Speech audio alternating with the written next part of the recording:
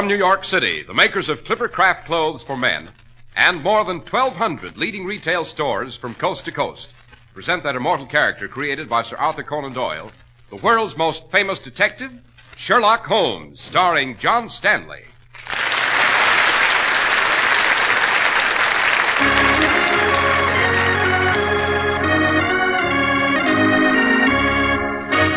This week's story, The Adventure of the Golden Pince-Nez. Watson, keep your revolver at the ready. But, Holmes, why? The killer, my dear fellow, is here in this room with us. What? Dash it, Holmes, what are you talking about? Observe, Watson. The panel in this wall is loose. Suppose we open it to find what is revealed beyond.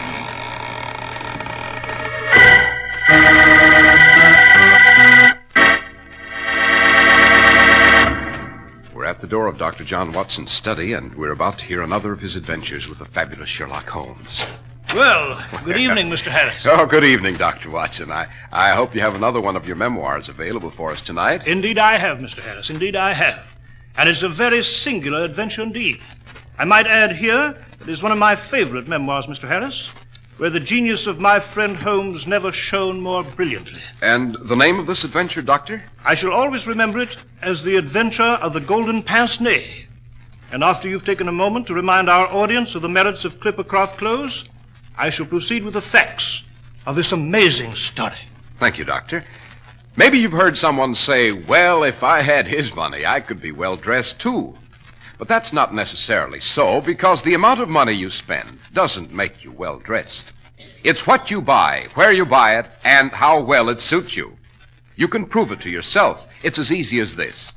Just try on a Clippercraft suit and see how well it looks on you. And you don't have to pay a fortune for Clippercraft. A fine new Clippercraft spring all-worsted suit costs you only $45. And at that moderate price of $45, you get the greatest dollar-for-dollar value in America because you benefit from the unique Clippercraft plan by which more than 1,200 independent local merchants pool their tremendous buying power to give you the amazing Clippercraft value, the finest materials, and the very latest in style and color made by master tailors.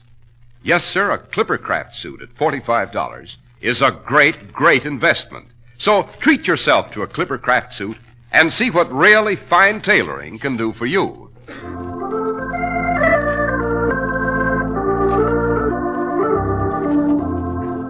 And now, Dr. Watson, what about this adventure of the Golden Pince-Nez? Well, Mr. Harris, it took place in the year 1894. And this time, Inspector Hopkins, Holmes's young protege at Scotland Yard, was involved. It began in Kent, at a great, gloomy house called Yoxley Old Place. Here lived a rheumatism-ridden scholar and professor named Coram, a strange and mysterious man. One night, the professor, hobbling about the house on his stick, surprised his secretary, Sergius, in his study. Sergius. Professor Coram. What are you doing at that cabinet? Why, Trying to rob me, tampering with the lock when I came in, weren't you? I was a fool to trust you, you sneak thief. Professor Coram, I'm sorry. Get away from that cabinet before I bash your head in with this stick. Yes, Now sir. leave this house. You're no longer my secretary. I'm giving you the sack, you hear, and if you ever come back to Yoxley Old Place, I'll kill you.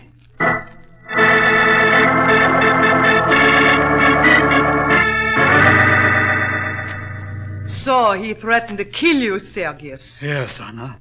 He gave me the sack and took on a new secretary, a Mr. Willoughby Smith. Sergius, I must get into that locked cabinet in the study. I must. I will stop at nothing. Do you understand? And you must help me. No, Anna, not I. I've taken an impression of the cabinet lock, and here's a floor plan of the house. This is as far as I shall go. I see. So you are afraid. Yes, Anna. I am afraid. I will have nothing more to do with this affair. This Professor Coram is mad, dangerous. To get in his way means death.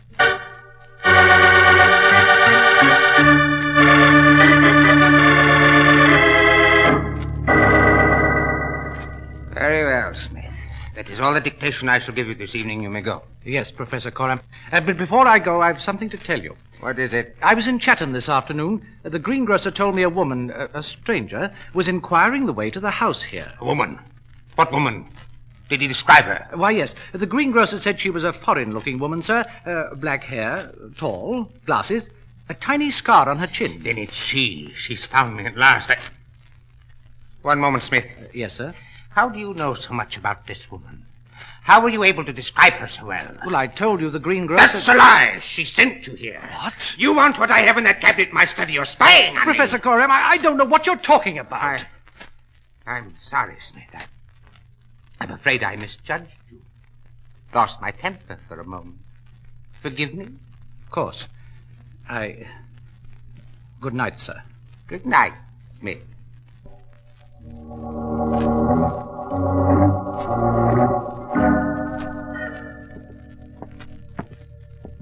Mr. Smith? Mr. Smith? Yes, Susan? Where are you going, sir, so late at night? Into Professor Coram's study. Oh, Mr. Smith, I wouldn't do that. Indeed, I wouldn't. I've been the professor's housemaid for more than a year, and I can tell you, he doesn't like anyone in his study after dark. I'm just going in to get a book, and the professor's in bed. Maybe he is, and maybe he isn't. But mark my words, Mr. Smith. Don't go into the study. Look here, Susan, suppose you go back to your room and stop giving me advice. I'm perfectly capable of managing my own affairs. But, Mr. Good Smith... night, Susan.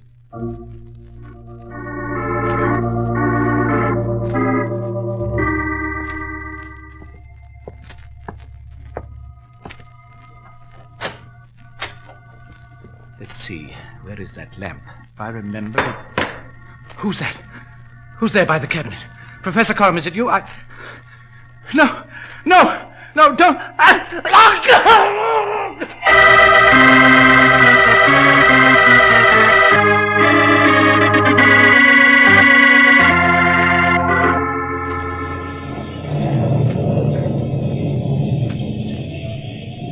Well, Mr. Holmes, that's the entire story. This Professor Coram's secretary, Willoughby Smith, was found dead in the study. A sealing wax knife in his neck. Interesting, my dear Inspector Hopkins, very. And as you say, the presence of a knife a considerable distance from the body would indicate murder, not suicide. This sealing wax knife was part of the equipment in the study? Yes, sir. It always lay on the desk. I see. And other than that, Inspector Hopkins, you found nothing. Nothing to put a finger on, Dr. Watson. That's why I returned from Kent in this beastly weather to consult you both here at Baker Street. Mr. Holmes, I need your help. Yes, quite people who come to the end of their wits usually do. Now then, Hopkins, a few questions. Yes, sir. You examined the grounds? I did. What did you find? A few faint impressions on the garden path. It must have been the killer. It was the only way to enter the house, since the front door was locked and bolted. These footprints, Hopkins, were they coming or going? I couldn't say for sure, sir. They were so faint. Were they large or small? I couldn't distinguish, Mr. Holmes. As I said, they Oh, were... rubbish. Holmes, what the deuce? Oh, Hopkins, I'm disappointed in you. The faintest impressions in the earth, when viewed with open eyes, are enormously revealing. Now, in this pouring rain, they've no doubt been obliterated entirely. Watson? Yes, Holmes? Get your waterproof and your hat. You mean we're going Yes, to... quite. We're going to Yoxley Old Place in Kent. I believe there's a train for Chatham leaving Charing Cross in an hour.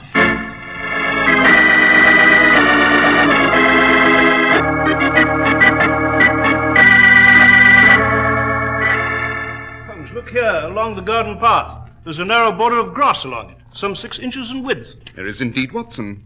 What of it? Well, the killer could have trod this strip of grass in order to conceal his footprints. Perhaps that is why Hopkins saw nothing. Oh, nonsense. Eh?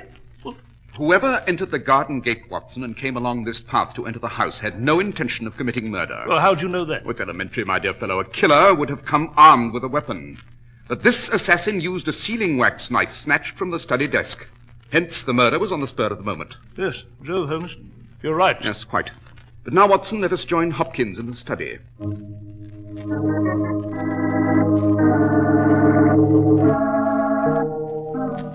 My dear Hopkins, surely you're aware that the dead man, Willoughby Smith, has a pair of glasses clutched in his hands? Certainly, Mr. Holmes. They're his. He must have just taken them off when he was attacked. Well, that makes sense, Holmes. They're just the type a secretary would wear. Pince-nez, black thread. Oh, poppycock. Eh? Give me the glasses, Watson. Let me examine them by the light of the window. Very well. Here you are, Holmes. Holmes, why the deuce are you trying them on? What can you find by... What is it, Mr. Holmes? These glasses tell a story indeed. What story? They belong to a woman. She's of good circumstance, a person well-dressed and refined. She has a thick nose, eyes set close together, a puckered forehead, peering expression, and probably rounded shoulders. Good Lord. How the deuce do you know all that, Mr. Oh, Holmes? it's obvious, Hopkins, obvious. The glasses are dainty and delicately constructed, hence a woman's. They're handsomely mounted in solid gold. Hence the owner is a woman of means and probably fastidious in the rest of her apparel. The width of the bridge is wide, hence a broad nose. And yet the eyes are close together, since I have a narrow face and yet cannot focus my eyes through the lenses. Yes, but Holmes, how do you know this mysterious woman has a peering expression, a puckered forehead, and rounded shoulders, The lenses, Watson, the lenses, they're extremely strong, and since the woman is myopic or nearsighted, it's reasonable to suppose she possesses these characteristics. But come, let's leave this room. Where to now, Holmes? The corridor, Watson. The corridor leading to this room and the professor's bedroom. You may find it extremely revealing. Well, seems to be an ordinary corridor to me. Yes, Mr. Holmes, I'm of a mind with Dr. Watson. Nothing seems amiss here. Indeed? Use your eyes, Hopkins, use your eyes. Observe. This corridor between the garden door and the study is covered with a kind of coconut matting. So, too, is the hall leading to Professor Corum's bedroom. They're exactly similar in nature. Is that significant, Holmes? Very. It means that the killer never left this house. What? Holmes, you mean the killer's here at this moment? Hiding somewhere, perhaps? Precisely, Watson. And now, suppose we have a few words with this mysterious Professor Corum.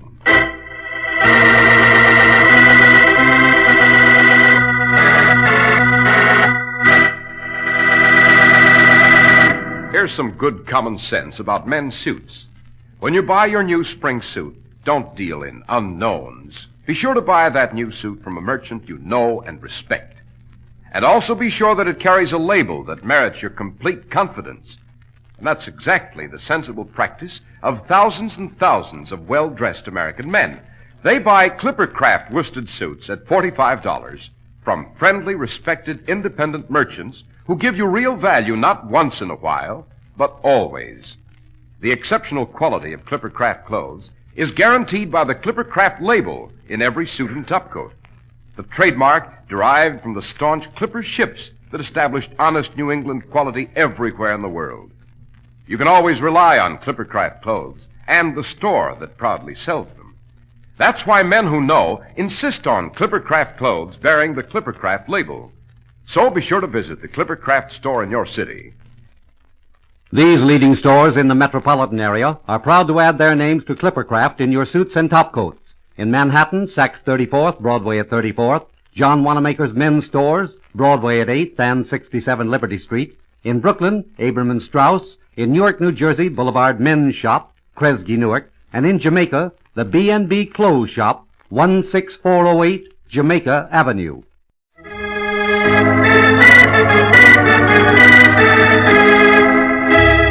Now, Dr. Watson, you were relating to us the adventure of the golden pince-nez. Yes, Mr. Harris, so I was. Holmes asked Inspector Hopkins to go to the kitchen and wait there with Susan, the housemaid, whom he proposed to interview later. Then Holmes and I entered Professor Corum's bedroom. The professor was lying in bed in a stifling fog of cigarette smoke.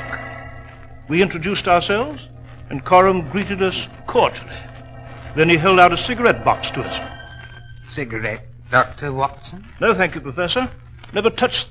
Mr. Holmes. Yes, by all means. I'm an avid cigarette smoker, my dear Professor. Holmes, what the devil... Watson, a light, if you please. Oh, yeah. Yes. Good. These seem to be an unusual brand. Oh, yes. They are a rare blend, sir. Do you like them, Mr. Holmes? I do indeed. They're very mild, Professor. Now, about the murder of your secretary, Willoughby Smith. Oh, yes, Smith, a great catastrophe. A fine young man, able and intelligent. The loss is paralyzing to my household. I shall miss him indeed. And you have no idea who killed him or why? No, Dr. Watson, I have not. Unfortunately, I knew very little of the young man. He had no enemies that you were aware of? Mr. Holmes, I do not pry into the personal affairs of my employer. Holmes, Yes, Watson? do you mind if I wait for you in the corridor? This room's so heavy with smoke. No, not at all, my dear fellow. I have but one or two more questions to ask Professor Corum here, and I shall be out presently.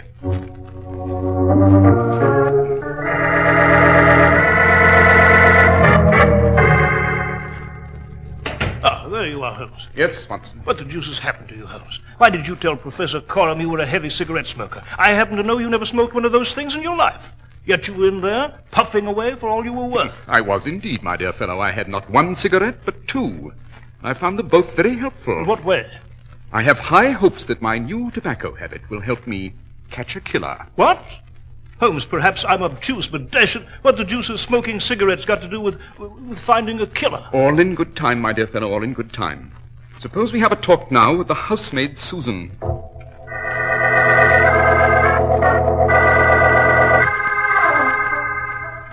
Now then, Susan, what happened after you heard the scream? Why, sir, I ran to the study, and there he was, poor Mr. Smith, lying on the floor. When I got to him, he opened his eyes for a moment before he died, poor lad. And he said something very peculiar. Indeed? What did he say? Well, it sounded funny-like, sir. He said, "The professor, it was she." The professor? It was she? Susan, why didn't you tell me this when I first questioned you? Because I was afraid you'd think me balmy, Inspector Hopkins. The professor, it was she. I must say it makes no sense, the professor being a man and all. On the contrary, my dear Hopkins, it's both a logical phrase and a legitimate observation. It is now clear... Oh. What's that bell, Susan? Why, that's Professor Coram, sir, asking for his dinner. I'd better take it to him at once. I see. By the cutlets you're bringing him on that tray, my dear Susan, I'd say the professor is a man of healthy appetite. You're right there, Holmes. There's enough there for a longshoreman. Susan, one more question. Is the professor a man of variable appetite? Why, yes, sir. So it seems lately, sir. I must say his appetite has increased sharply. Very good, Susan. You may take your tray in now. Yes, sir. Thank you, sir. Well, Mr. Holmes, what do you make of it? It's 1 o'clock now, Inspector Hopkins. We have only to wait an hour until 2. Yes, Holmes? What will happen at 2? Then, Watson, we shall talk to the professor again, and I shall produce the killer.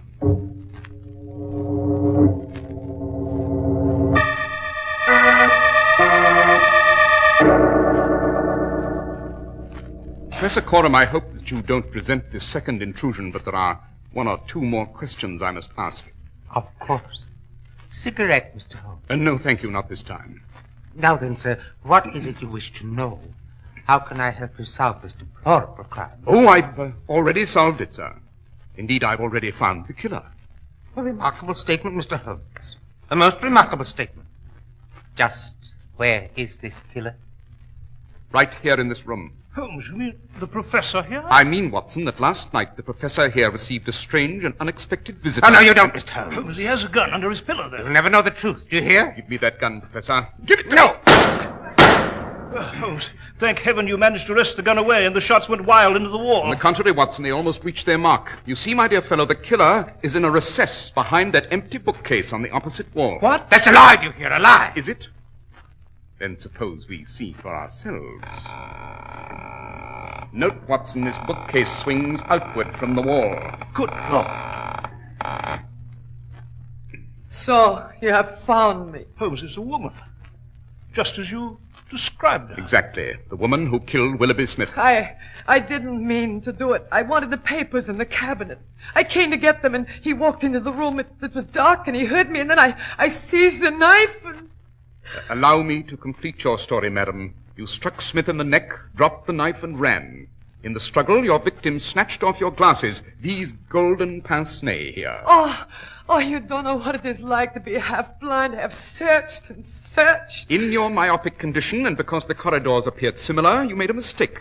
You ran into the professor's room here, instead of through the garden door. Yes, I came for the papers. I had to have them. I had to. What papers? Anna, you fool, be quiet. No, I shall not be quiet. It is you who are responsible, Anatole. Mr. Holmes, you must know the truth, the whole truth. This man is my husband. Your husband? Proceed, madam. He is a Russian, not an Englishman. We were married in Kiev many years ago, and we were nihilists. Revolutionists, Yes, then trouble came, the Tsarist police. My husband here betrayed me to save his own skin. I was sent to Siberia, and he... Silence, Anna! No, I will go on. I met a man in Siberia. I fell in love with him. He's still there. I needed papers to procure his release. But my husband had them in the cabinet in his study. And he would not give them to me out of malice and hatred. Then why did he hide you when you came into the room here? Because if I were found at large and arrested, he knew I would expose him. And I have friends who would cut his throat if they knew. That is why he hid me behind that bookcase, and for no other reason. But now what difference does it make? I have killed a man. I have killed a man, and I have... Watson, she has a vial in her hand. Stop her. Give it to me, Oh, madam. no! Here, No, give it to me. There. That's it. Why didn't you let me die? Why didn't you let me die? Why didn't you let me take the poison? Madam, it is more to your advantage, believe me, to stand before an English court and be judged. Here in our country, unlike yours, we do not subscribe to tyranny or verdict by decree. We have certain rights, and one of them is trial by jury. And in view of the nature of your deed and the motive behind it, there are certain extenuating circumstances. I'm afraid I cannot say the same for Professor Coram here. I have done nothing, and I am not subject to arrest. On the contrary, my dear Professor, you've shielded a murderer and a moment ago attempted murder yourself. Watson. Yes, Holmes? Suppose you admit Inspector Hopkins. He's waiting outside.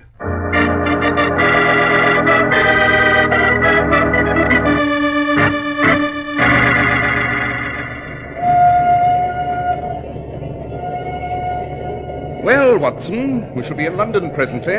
Holmes, how did you know this woman Anna hadn't escaped by the garden path? Well, in order to do that, Watson, she would have had to run along the narrow border of grass to avoid leaving definite footprints.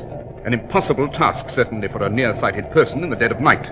Remember, Anna had lost her glasses. Therefore, since Hopkins had reported no definite tracks, she had never left the house at all. Exactly.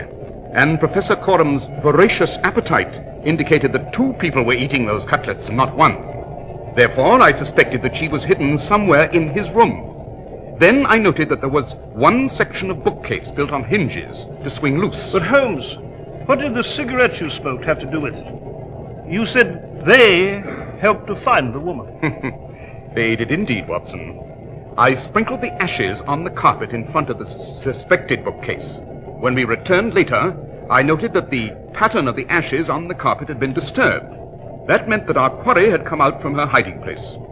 You see, Watson, I may be a bachelor, but I know that any vain woman who has lost her glasses will go to almost any lengths to find them.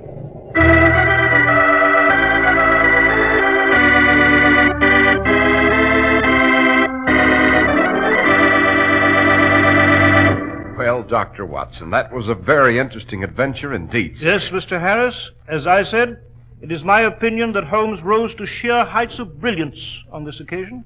And of course he gave the credit to young Hopkins of Scotland Yard. Holmes was the soul of generosity in these matters, you know. Yes, Dr. Watson, I do know. And now, Doctor, what about next week's adventure? Well, next week, Mr. Harris, I shall relate to you the adventure of the blood-soaked wagon. It concerns a grotesque bonfire, a breathtaking chase across the countryside, and one of the strangest crises ever faced by the Royal Mint.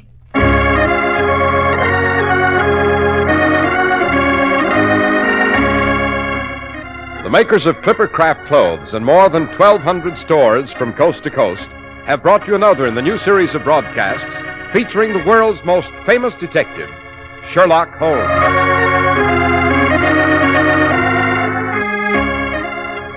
Our stories are based upon the character Sherlock Holmes created by Sir Arthur Conan Doyle, and the program is produced and directed by Basil Lochran. Sherlock Holmes is played by John Stanley, Dr. Watson by George Spelvin. This week's story was written by Max Ehrlich with special music by Albert Berman. If you don't know your Clippercraft dealer, write Clippercraft, 200 Fifth Avenue, New York City.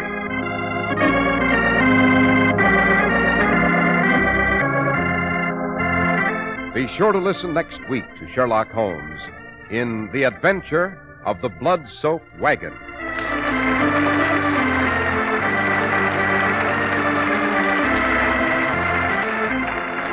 This is Cy Harris speaking for Clippercraft Clothes. This is the Mutual Broadcasting System. Hear Bill Henry on the news, which follows in a moment.